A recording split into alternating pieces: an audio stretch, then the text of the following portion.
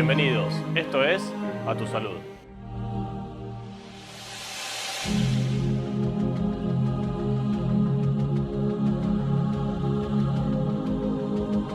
Esta es la segunda parte sobre enfermedades cardiovasculares, tema que continuamos desarrollando con el doctor Ricardo Ronderos.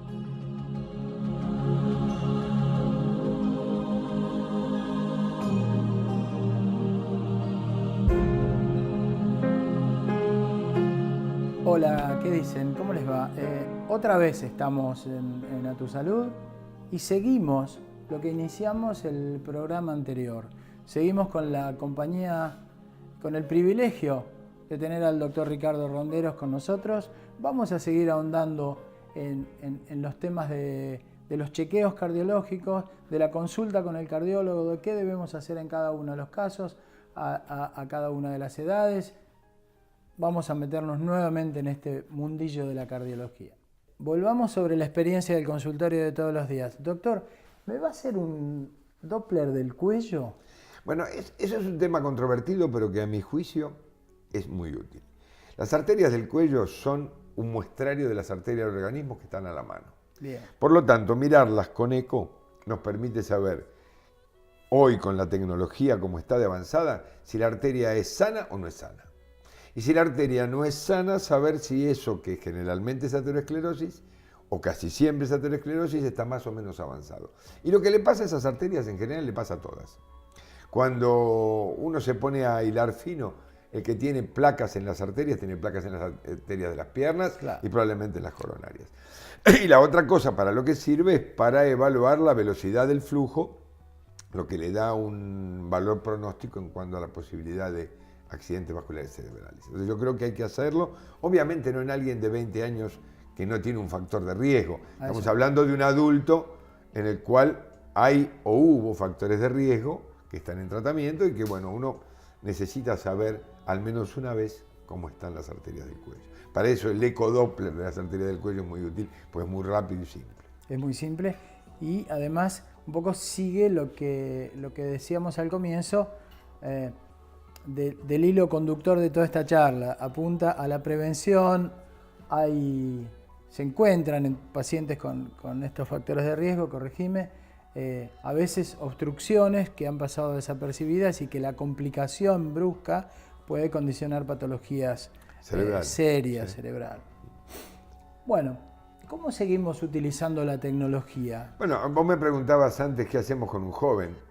Y un joven que va a empezar un deporte, dijimos que un examen clínico, un electrocardiograma, un ecocardiograma ya está, siempre y cuando lo que hace sea un deporte simple. Si va a hacer ciclismo, rugby, etcétera, bueno, es bueno tener una evaluación en el ejercicio, porque el ejercicio, a través de simplemente el análisis de cómo se comporta el electrocardiograma, que es la ergometría de 12 derivaciones, no la ergometría de antes, sino claro, la de hoy, de 12 derivaciones, realmente es muy buena para conseguir datos.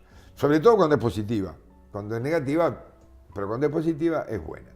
Y sobre todo en los jóvenes donde la probabilidad de encontrar enfermedad es baja y uno no le está buscando. Lo que quiere hacer es descartarlo. Lo mismo que cuando va a evaluar un deportista, que ya está estudiado y quiere saber en qué condición está para saber si su entrenamiento tiene que seguir con esa intensidad o sin esa intensidad. Bien.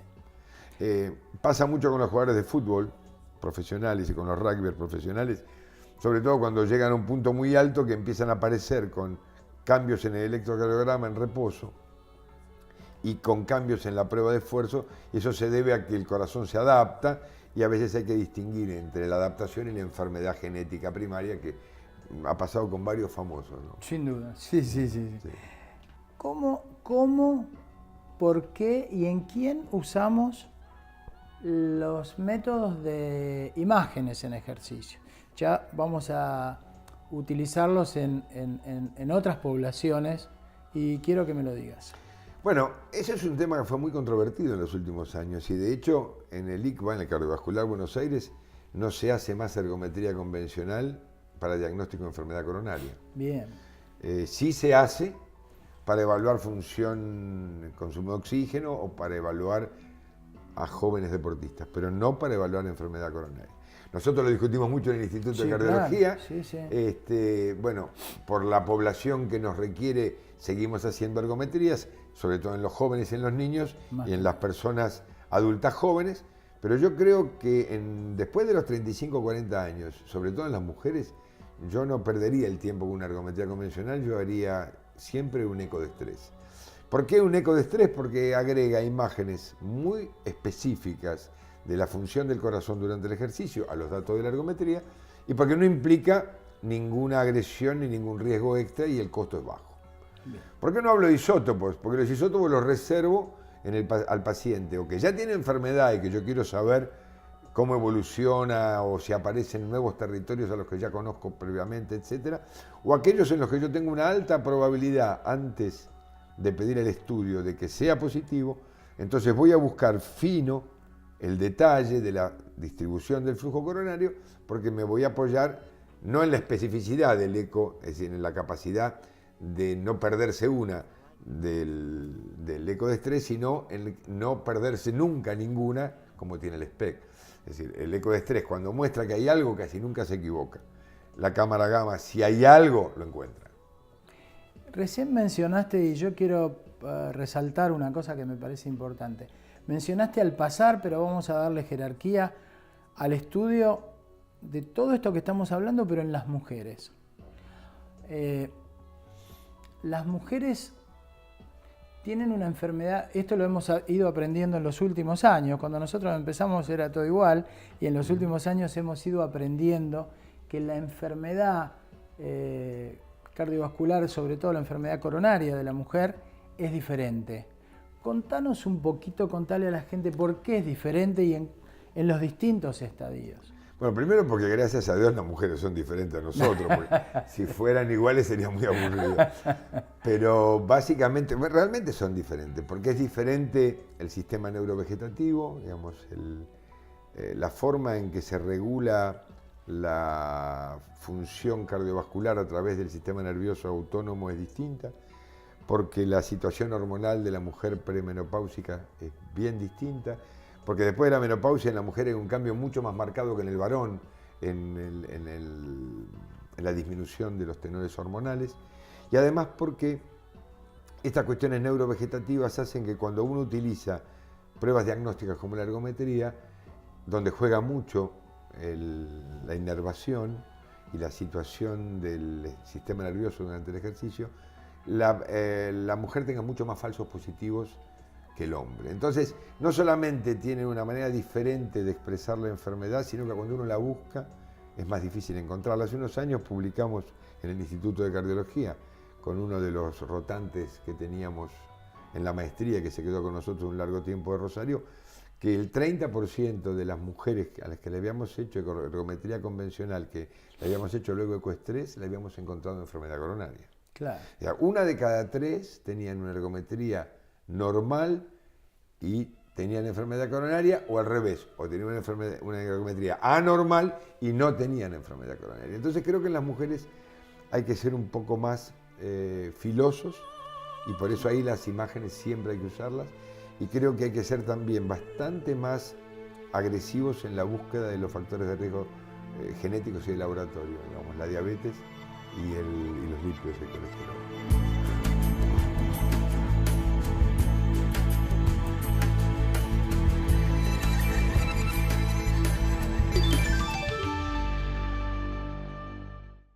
Le damos una vez más la bienvenida al Hospital Español.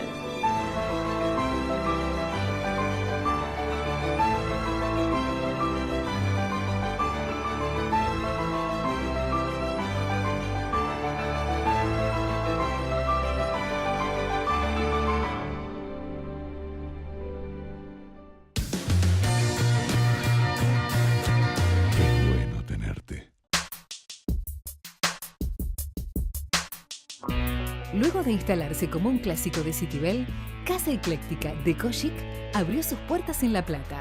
Con una reminiscencia a los lofts neoyorquinos de los 50, invita a descubrir en cada rincón la armonía entre lo antiguo y lo nuevo, lo clásico y lo chic, la decoración, el arte y los objetos de diseño. Casa Ecléctica, en La Plata, 6 entre 53 y 54. Y en Citibel, 473 bis y 14B. La Agremiación Médica Platense ofrece a sus agremiados descuentos en librerías, jugueterías, turismo y muchos rubros más. Informate en www.amepla.org.ar. Sanatorio Argentino de La Plata. Más de 60 años al cuidado de la salud. Menacho. Vínculos inmobiliarios. Cada decisión se transforma en emoción. 2 esquina 55. www.menacho.com.ar.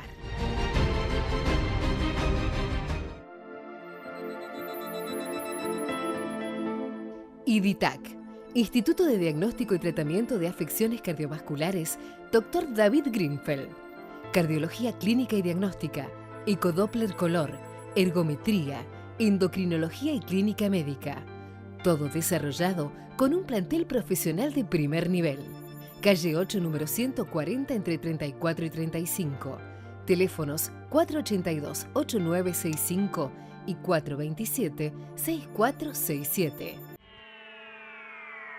Prestigiosas entidades científicas, gremiales y previsionales del ámbito médico, bioquímico y odontológico conforman Unión Salud, una institución sin fines de lucro concebida para enfocar en forma conjunta la problemática del equipo sanitario. Nos preocupa resguardar la seguridad jurídica y la integridad psicofísica de todo el equipo de salud y su ámbito de trabajo. Unión Salud. Derecho a la salud para el equipo de salud.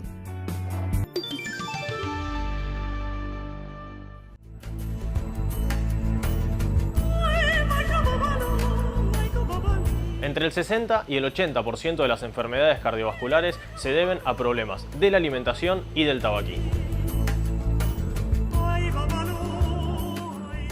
Y en general, lo has dicho al pasar, clínicamente se presentan distintas las características. En general, cuando un paciente tiene una enfermedad coronaria instalada y que uno ya lo diagnostica en las primeras 5 minutos de charla, el hombre lo plantea como dicen los libros, es muy clarito, mientras que la mujer, el cuadro clínico de la mujer no es tan así, no es tan fácil. Sí, los síntomas de la enfermedad coronaria son tan complejos que el otro día limpiando la biblioteca encontré un libro de unas 500 páginas que hablaba solo de la angina de pecho, del dolor de pecho. Claro. No lo tiré porque me parece que es un incunable. Pero en la mujer es más difícil todavía. Digamos, no es que la mujer no lo sepa expresar ni que lo oculte, se manifiesta diferente. Y creo que se manifiesta diferente por todas estas cosas que hablamos recién y también por cuestiones que tienen que ver con la actividad de la mujer. No es lo mismo la actividad del hombre que de la mujer y eso hace que sea un poco más complejo detectar claramente los síntomas como indicador de enfermedad. Por eso que creo que hay que ser más agresivos en la sospecha. Uno en la mujer ante la duda tiene que ir más a fondo en la búsqueda de la enfermedad. Yo no creo que la enfermedad sea diferente, yo creo que la enfermedad es igual. Lo que creo es que se manifiesta en tiempos diferentes y de manera diferente. Hay un aspecto que a propósito no lo toqué hasta ahora porque tengo idea de que dediquemos un programa exclusivamente a eso, que es el tabaquismo. Probablemente uno de los factores de riesgo que tenemos a diario que manejar y que probablemente la mayor incidencia de enfermedad coronaria en la mujer tenga que ver con eso, ¿no? Yo creo que tiene mucho que ver con eso y con el estrés. Sí, claro. Pero mucho con eso y con Tampoco el estrés. mencionamos del estrés. Y la combinación de las dos cosas. Creo que el aumento de la enfermedad en la mujer tiene que ver con el aumento del estrés en la mujer. Sí, claro. No porque lo que hicieran en un par de generaciones atrás no fuera estresante, pero sino que es diferente el estrés. Entonces creo que eso, más las horas de trabajo frente al estrés extremo, sí, más el cigarrillo, tiene mucho que ver. Pero creo que tiene que ver en una forma de enfermedad coronaria que es la que vos hablabas al principio, que es la del infarto sin antecedentes, sí, o de la muerte súbita. Porque tiene mucho que ver el cigarrillo, el tabaquismo, en la placa que se complica. Y el estrés también, digamos. No en la placa que va creciendo despacito y va cerrando. Esos hombres o mujeres que tienen 75 años y han tenido cirugía de bypass o han tenido stents y van con su dolor y lo van llevando y no se complican más allá de eso nunca. Lo complicado es el hombre de 55 años o la mujer de posmenopáusica que después de un gran estrés y que fuma 20, 25 cigarrillos por día aparece con un infarto sin haber tenido nunca un síntoma. Y eso es porque las placas de aterosclerosis se complican de manera brusca y el tabaco y el estrés son más, a mi juicio, relevantes que los niveles de colesterol, la hipertensión o la diabetes, para ese tipo de complicaciones. Sin duda. Hicimos un recorrido sumamente interesante y vamos a redondear todo esto. Y la pregunta sería, ¿cuándo ir al cardiólogo? Y vos, con tu sapiencia, nos vas... Lo que quiero es que lo separes según grupos etarios, según factores de riesgo. A ver, ¿cómo redondeamos esto? ¿A quién vos le aconsejás venga porque puede haber algo que esté pasando desapercibido? Venga porque tiene antecedentes. Venga por qué.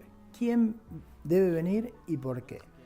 Yo creo que hasta la adolescencia es un tema que maneja muy bien el pediatra. El pediatra sabe cuándo recurrir al cardiólogo y el pediatra sabe cuál es el momento de decirle a los padres o al adolescente, que ya es una persona independiente o semi-independiente, que tiene que ir al cardiólogo. Perdón, excluimos los chicos que tienen cardiopatías congénitas. congénitas. Los que tienen cardiopatías congénitas, pero generalmente el que tiene cardiopatías congénitas es detectado por el pediatra. Ya está, claro. Sí. Entonces, o el que fue, ni qué decir, el que fue tratado, diagnosticado o operado en la congénita. Por Estoy hablando del supuestamente sano. Bien.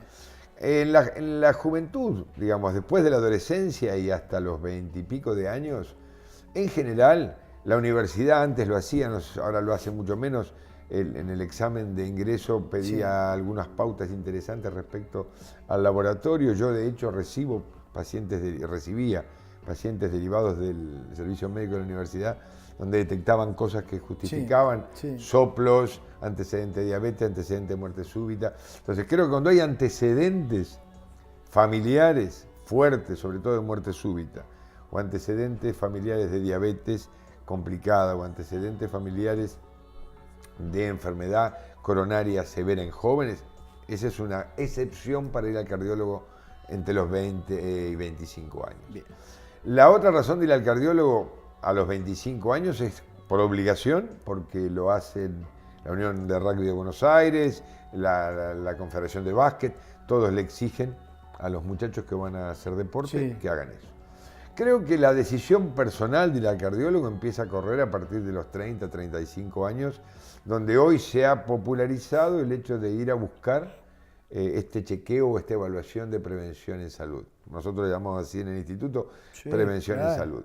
Claro. Y creo que ahí es prudente hacerlo, creo que es una buena medida ir en una mañana y en 3 horas tener un laboratorio en ayunas, tener un electrocardiograma, tener un examen clínico cardiológico, tener una ecocardiografía que descarte lo estructural como hablamos, un eco de vasos de cuello y una prueba de esfuerzo, con o sin imágenes, dependiendo de la edad y de lo que fuere.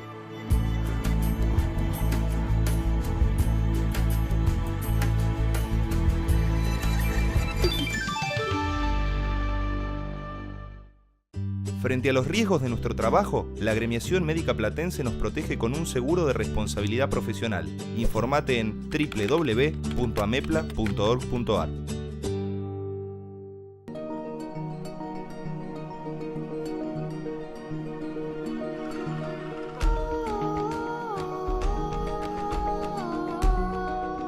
Instituto de Cardiología La Plata, una institución moderna y en constante desarrollo. Casi 20 años al servicio de la prevención, el diagnóstico y el tratamiento de las enfermedades cardiovasculares, optimizando también la docencia y la investigación.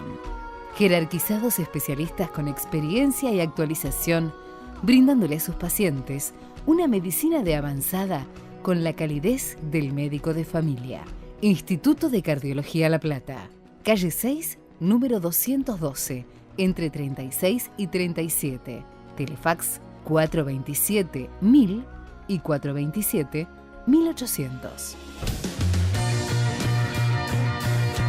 Qué bueno tenerte. Diagnóstico prenatal. un espacio exclusivo pensado para vos y tu bebé.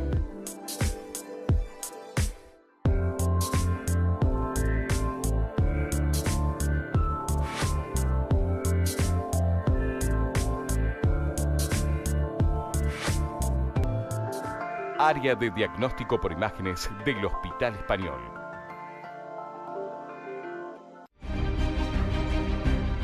Para alquilar, tasar, vender o comprar en forma rápida y segura en La Plata, Buenos Aires, Lezama y Mar del Plata, Prado Propiedades. El valor de una trayectoria a su servicio. Prado Propiedades. Avenida 13, esquina 43. Teléfono 483-1824. ABC Vehículos. Concesionario oficial Honda en La Plata. Avenida 7, número 176, entre 35 y 36. Teléfono 427-0797. IDITAC ha incorporado al servicio de hemodinamia del Hospital Español aparatología de última generación, transformándolo en uno de los institutos más modernos del país en esta especialidad. Hemodinamia diagnóstica e intervencionista con tecnología de punta, logrando la obtención de imágenes en tiempo real, acortando los tiempos, logrando una menor exposición a radiación y garantizando la efectividad para los tratamientos realizados. Teléfonos 483-8497 y 421-1337.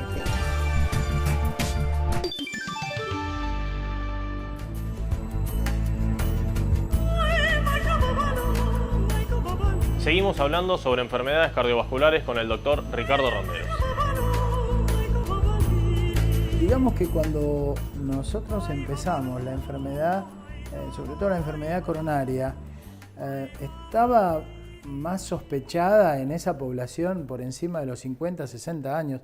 Y hoy vos, yo y todos los cardiólogos vemos chicos jóvenes. Por eso quiero reafirmar esto que decías de los 30 y pico, porque por lo que mencionabas antes, por el estrés, por la presión emotiva, por el tabaquismo, por el sedentarismo, por tantas cosas. No es solamente por eso, Aníbal, hay otros tóxicos que parecen que pasan desapercibidos.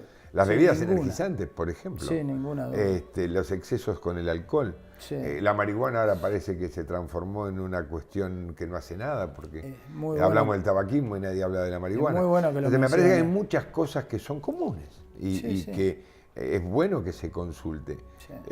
Digo que es distinto y quiero hacer un hincapié en algo. Hasta acá estamos hablando de prevención primaria, estamos hablando de prevenir en el que nunca tuvo enfermedad. Perfecto. Pero también me gustaría hacer hincapié en la prevención secundaria, porque muchos piensan que tienen una enfermedad, le colocan un stent y están curados. Magnífico, magnífico. Y eso no es así. Sí.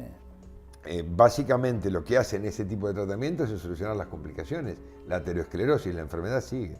Entonces, seguir en el cuadro de prevención secundaria después de haber tenido enfermedad, en contacto con el grupo cardiovascular o con el grupo médico que lo atiende es fundamental. Si no lo hacemos, si no lo entendemos así, estamos haciendo las cosas mal. A vos y a mí nos pasa, todos los días vemos pacientes que han sido operados, yo digo, no ha sido suficiente el estímulo de el pecho partido para que dejen de fumar, por ejemplo. A veces la gente le dicen o entienden. Ya está solucionado, no es así. No, están curados. No solo que dejen de fumar, vos ves gente que está operada del corazón, deje de fumar y pesa 140 kilos. Sí, absolutamente. O no se trata la diabetes, Perfecto. o no se trata la hipertensión. ¿No? Bien. Volvamos sobre el hilo en el que íbamos. Bien. En el adulto mayor yo creo que es fundamental hacerlo. Si es normal, por lo menos, mayor hablo de 50 años para arriba, si es normal, si todos los estudios son normales en cada chequeo, creo que no hay que hacerlo una vez por año, con hacerlo cada 2 o 3 años alcanza. Bien. El que tiene anormalidades detectadas, como por ejemplo problemas con el colesterol, sobre todo en niveles altos de LDL, que es el colesterol malo, o el que tiene intolerancia a la glucosa, que son esas glucemias en ayunas altas que no llegan a la diabetes, pero que ya empiezan a asustar, o el que tiene hipertensión, que aunque se trate con pocas drogas, debe observarlo, el que fuma, en el cual habría que agregar la prevención del aneurisma de aorta después de los 65 años. Eso necesitan hacerlo una vez por año como mínimo. Bien.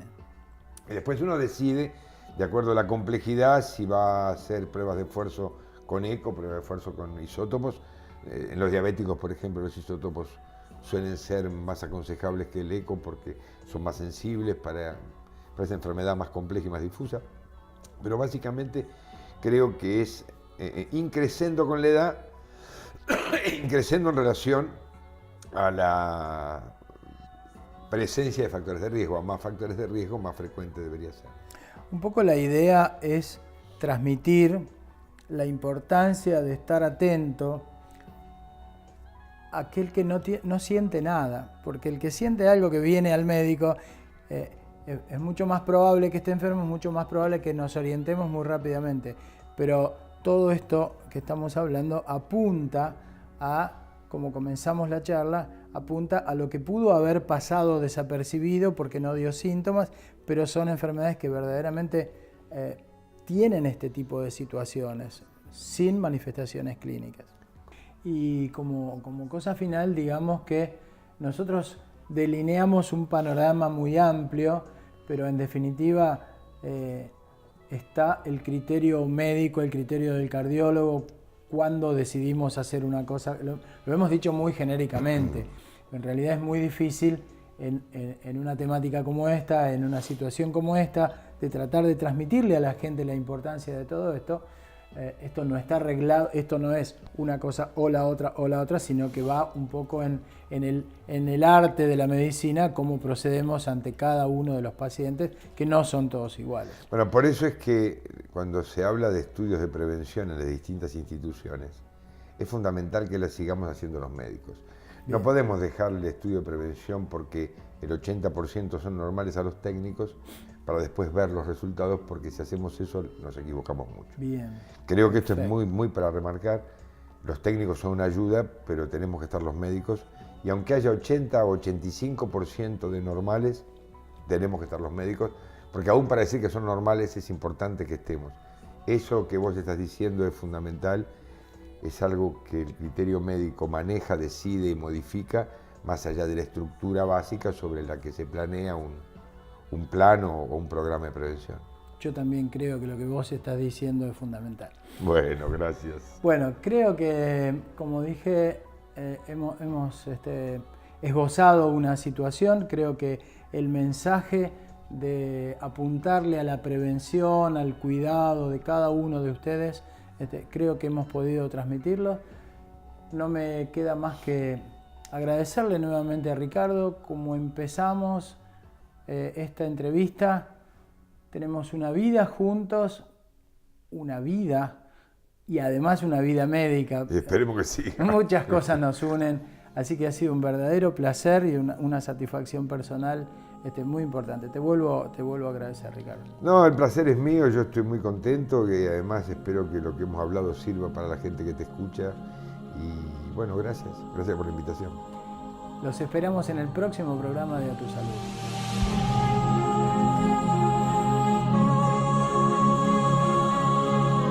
Hemos llegado al final del programa. Las enfermedades cardiovasculares pueden prevenirse siempre y cuando se tengan controlados los factores de riesgo y se detecten precozmente. Nos encontramos en el próximo programa de esto que fue A Tu Salud.